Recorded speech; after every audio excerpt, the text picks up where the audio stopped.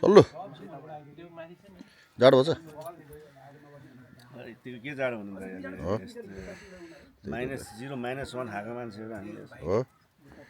यो जाडो के जाडो हुन्छ जाडो छैन है यो त हाम्रो लागि त यो त एकदम घाम लाग्यो एकदम हो यसलाई त उहाँ चाहिँ समर भन्छ समर समर भन्छ विन्टर भन्दै चाहिँ उहाँ चाहिँ समर हो कपडा खोल्नु त्यसो भए कपडा खोल्नु त्यसो भए अब फ्यानहरू सधैँ त हाम्रो होइन ठिकै। प्याक कहाँ देखाउँछ ठिक छ ठिक छ दाइ कस्तो लाग्छ ठाउँ राम्रो छ दाइ राम्रो छ नि है धेरै कस्तो लाग्छ ठाउँ ठाम चाहिँ एकदम तँलाई त जाडो भयो होला जाडो त हो भन्नाले गाउँको भाइब्स दिने ठाउँ रहेछ एकदम त्यही त नि होइन यिनीहरूलाई ऊ त्यसलाई सल्लोलाई गर्मी भयो अरे कि ए उनीहरूलाई त गर्मी हुने भयो नि -12 आएको अब त्यही त नि उनीहरूलाई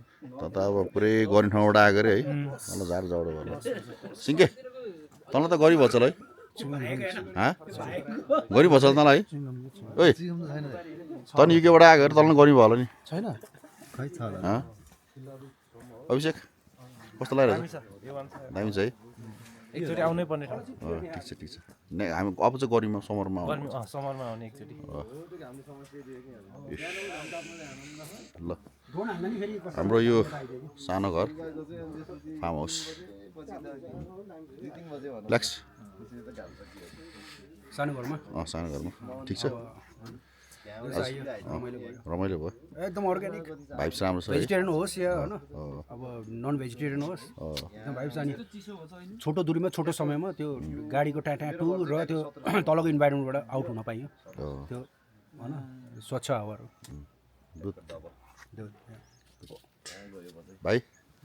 द ओनर ल नमस्कार हाम्रो यहाँको सञ्चालक हाम्रो ल यो ठाउँको बारेमा केही यसो जानकारीहरू देऊ न है नमस्ते म अरविन्द गुरुङ यस सानो घर फार्म हाउसको सञ्चालक विगत 4-5 वर्षदेखि अहिले गाउँमै सानो घर भनेर आउने